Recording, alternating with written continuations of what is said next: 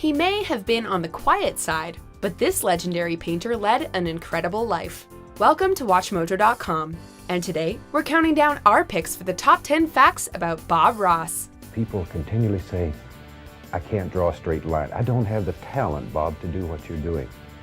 That's baloney. Before we begin, we publish new content every day, so be sure to subscribe to our channel and ring the bell to get notified about our latest videos. For this list, we'll be looking at our favorite facts and anecdotes about TV painter Bob Ross, whose mellow attitude and love of happy little trees turned him into one of the most beloved personalities on TV. What would be the first thing you would say to somebody? Probably just a little landscape, because nobody knows if a tree's incorrect. If you put three eyes on there, either you're Picasso or something's wrong. Number 10. He's an internet sensation. Some younger viewers may have been scratching their heads after seeing Deadpool sporting an afro wig in the first teaser for his second movie. So let's take this opportunity to explain. Whack that off real good. Just beat it like it owes you money. Bob Ross was the host of The Joy of Painting, a PBS series where he taught viewers the joy of his art form with a now legendary mellow attitude and easy charm. There. And maybe some little water lines right here. In the years since Ross's death, he's become a bona fide internet phenomenon, with a Twitch stream of the show's entire run garnering millions of views in 2015. His show has also had huge success on Netflix, which helped reintroduce him to a new generation. And that'll just be our little secret. And if you tell anyone that that bush is there, I will come to your house and I will cut you. Number 9. He was inspired by another TV painter. While he was certainly a trailblazer, Ross was actually inspired by a TV painting personality who came before him, German painter Bill Alexander. Isn't that fantastic? Being on that beautiful sand beach. So let me show you how we would put that on this canvas.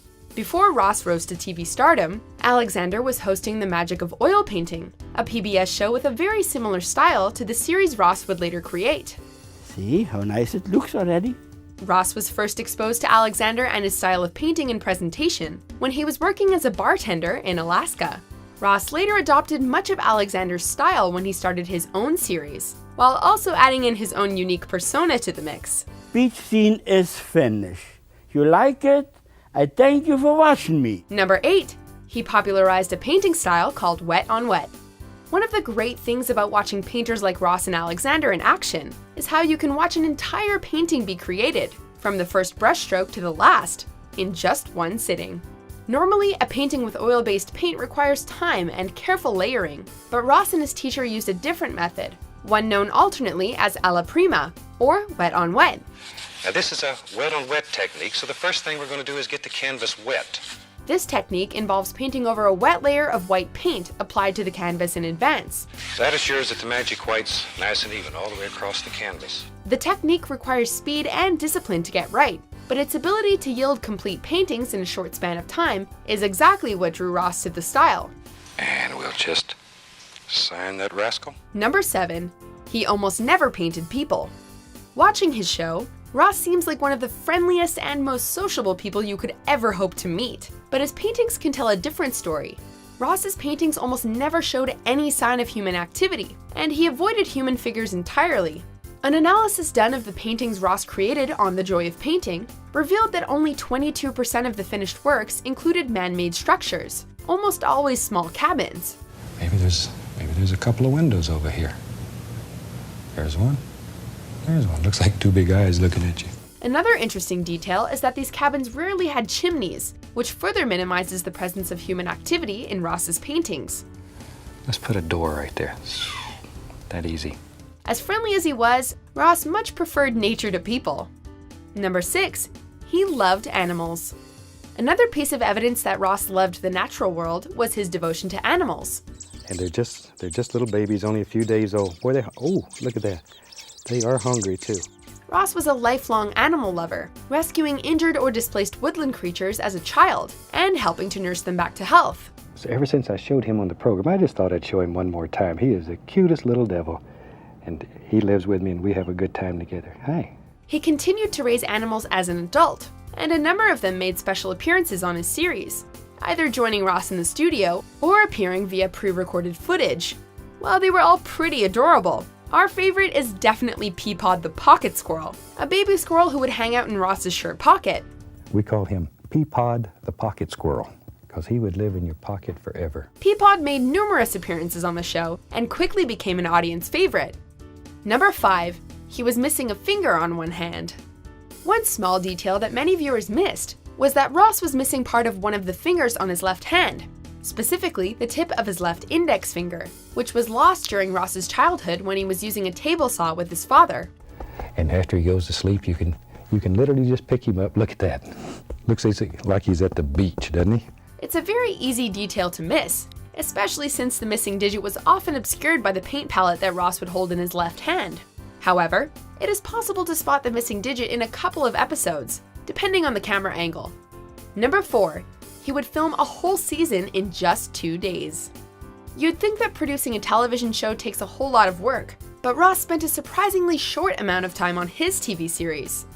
Hello, I'm Bob Ross, and I'd like to welcome you to Series 31 of The Joy of Painting. Rather than film a season of The Joy of Painting over the course of a year, Ross would instead film the whole 13-episode season in just a couple of days. Over the course of a weekend, he'd film each episode in his studio by banging out one painting after another. Just drop them in. Drop them in. Don't kill all the dark. I know sometimes it gets feeling good.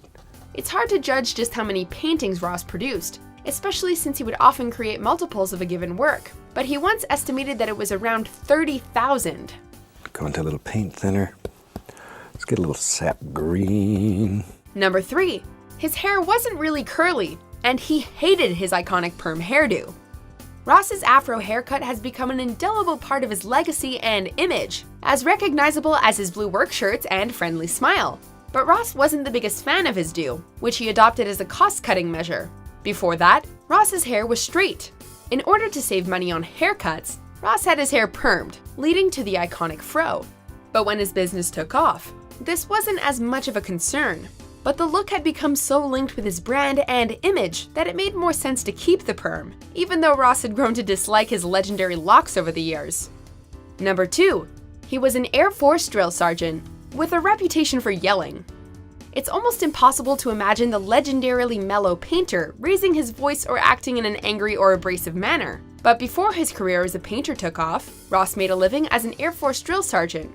Ross described his time in the Air Force as requiring him to be mean all the time, a demeanor he was more than happy to leave behind after he discovered painting while stationed in Alaska. I spent half my life in the military, and I used to come home, take off my little soldier hat, put on my painter's hat. However, his time spent in Alaska wasn't all bad, as the state's sublime landscapes often served as inspirations for his work on the show. Before we unveil our top pick, here are some honorable mentions. And there's really no limit to what color. Any color will work as long as you use the basic method. Put some more little bushes right in here, like so. And we'll drop some reflections into the water. Number 1. He never made any money from his show. You might think that The Joy of Painting had Ross laughing all the way to the happy little bank, but you'd be wrong. Over his lifetime, Ross never made a penny from his PBS series, and that's just how he liked it. And that might truly be the joy of painting, is the friends that you make doing it. As we mentioned before, the show took up very little of Ross's time, and his main source of income was his painting supply business and art classes, which the TV series helped to promote. The only time that a show generated any kind of money was when he donated his paintings to charity, or when PBS would auction them off during fundraisers. Most of these paintings are donated to PBS stations across the country. They auction them off and they make a happy buck with them. Do you agree with our picks? Check out these other great clips from WatchMojo and subscribe for new videos every day.